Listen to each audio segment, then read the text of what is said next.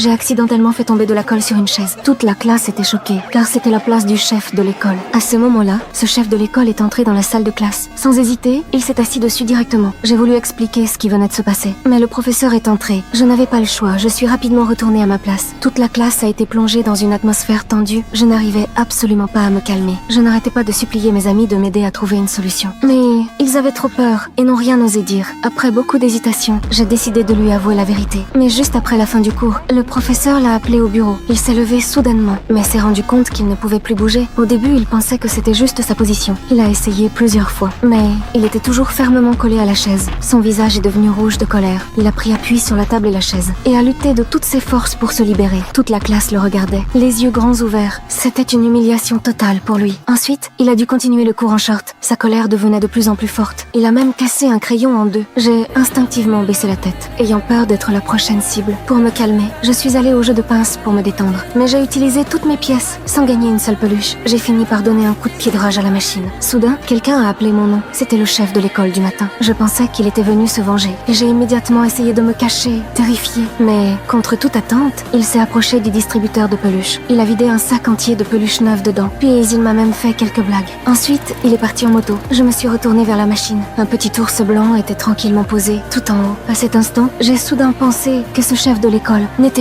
être pas aussi mauvais que ce que tout le monde disait. Mais ce que je ne savais pas, c'est qu'il m'observait depuis le début en secret. Plus tard, mon petit ours blanc est resté posé près de mon lit. Et, sur ses lèvres, il y avait un léger sourire qu'il ne montrait qu'en pensant à moi.